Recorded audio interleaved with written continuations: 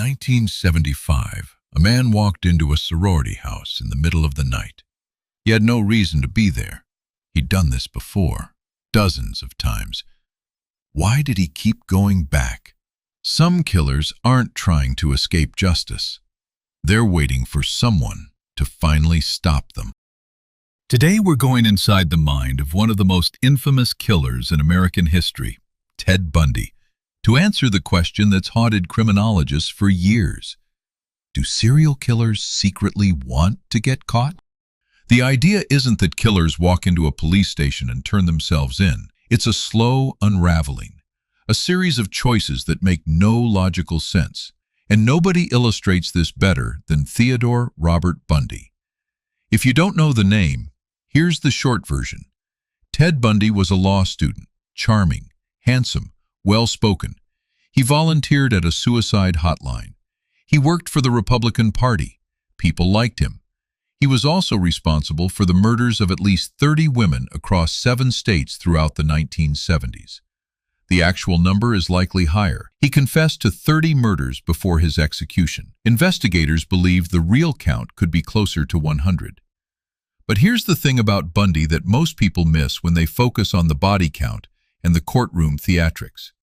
He had every opportunity to disappear, to stop, to survive, and he didn't. Not because he was careless, because something inside him wouldn't let him. Let's break that down, piece by piece.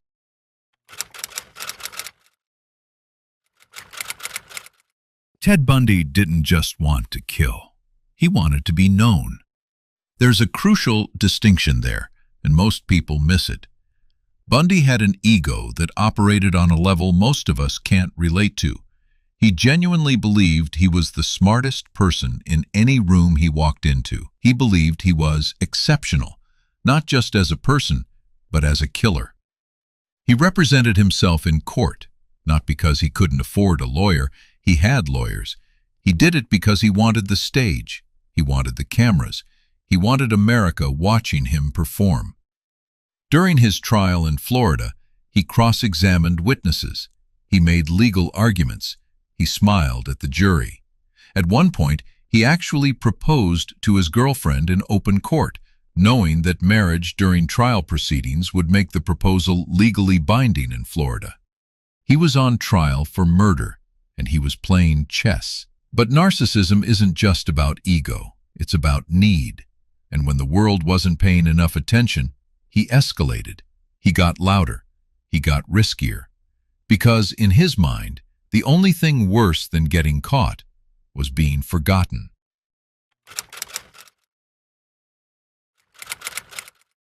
Now here's where it gets complicated, because Bundy claimed repeatedly that he felt nothing, and he was lying. Not consciously, at least not entirely. But the behavior tells a different story. Bundy confessed to keeping trophies, photographs, personal items belonging to his victims. He would revisit crime scenes. He admitted to returning to the bodies of women he had killed. Forensic psychologist Dr. Al Carlisle spent years studying him, and what he found was that beneath the charm and the performance, Bundy was engaged in a constant internal war. He had constructed an entire alternate identity, what Carlisle called a compartmentalized self, to contain what he was doing. But compartmentalization has a shelf life. The walls start cracking. The revisiting of crime scenes, the keeping of evidence, the talking. Bundy talked endlessly about the psychology of killers in the third person, as if he were a researcher rather than the subject. That's not the behavior of someone who feels nothing. That's the behavior of someone trying to process something they can't admit to themselves. Subconscious guilt doesn't show up as tears or confessions. It shows up as self-destruction.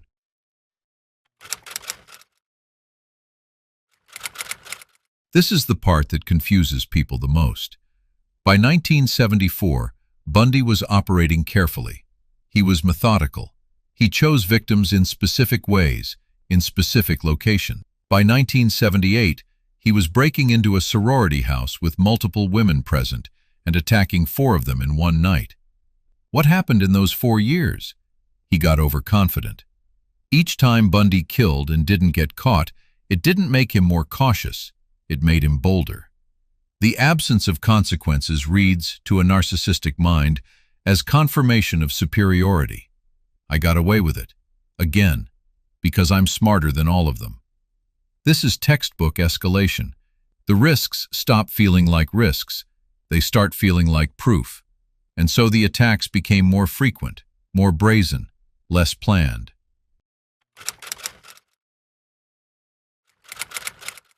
Bundy didn't write letters to newspapers the way BTK did.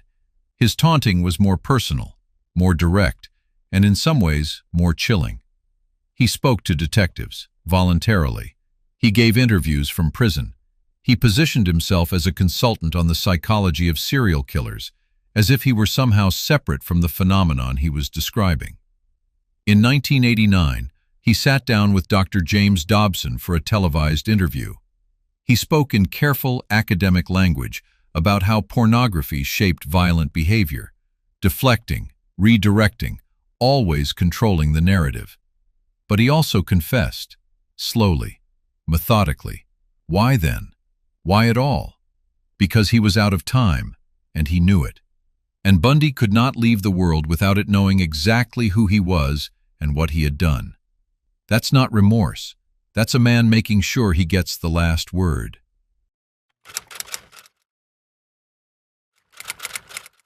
By early 1978, Ted Bundy was a wanted man in multiple states. He had escaped from custody twice. The first time, he jumped out of a courthouse window during a legal recess in Aspen, Colorado. They caught him 8 days later. The second time, he broke out of Garfield County Jail by losing 35 pounds, cutting a hole in the ceiling of his cell, crawling through the building's infrastructure, and walking out through the jailer's apartment while the man was asleep watching TV. He was free. He had money, a fake ID, a stolen car. He could have stopped. He could have built a new life. And then, 15 days after escaping, he broke into the Chi Omega sorority house at Florida State University and attacked 4 women in their sleep. He killed 2 of them. 3 weeks later, he kidnapped and murdered a 12-year-old girl named Kimberly Leach. He was driving a stolen vehicle, using stolen credit cards. He stopped in Pensacola, Florida, not for any strategic reason, just because. On February 15, 1978, a police officer ran his plates at 1 a.m. and found the car was stolen. When the officer approached, Bundy ran. He was caught after a brief struggle. When asked his name, he gave a fake one. Then he corrected himself. "I wish you had killed me," he told the officer. Read that again. "I wish you had killed me." That is not the statement of a man who was trying to escape. That is the statement of a man who was tired. Ted Bundy was identified, charged, and put on trial in Florida for the Chi Omega murders. He represented himself. Of course he did. The bite mark evidence, something he had left at the sorority house, became the cornerstone of the prosecution's case. He was convicted on 2 counts of first-degree murder and 3 counts of attempted murder for the Chi Omega attack. He was separately convicted for the murder of Kimberly Leach. On January 24, 1989, Ted Bundy was executed in the electric chair at Florida State Prison. He was 42 years old. In his final days, he confessed to 30 murders. He gave investigators locations of remains they had never found. Not because he was sorry, because he wanted one last audience, one last performance. The crowd outside the prison cheered when the execution was announced. News networks broke their regular programming. His name was on the front page of every major newspaper in America. Ted Bundy died the way he lived, at the center of the story, with everyone watching. So, do serial killers secretly want to get caught? The answer, if Bundy is any indication, isn't quite yes. They don't want handcuffs and a prison cell. They want what the handcuffs bring: the attention, the notoriety, the permanence. They want to matter. And for someone like Bundy, someone built entirely on the need to be extraordinary, being caught, tried, and executed on national television was, in a twisted way, the only ending that made sense.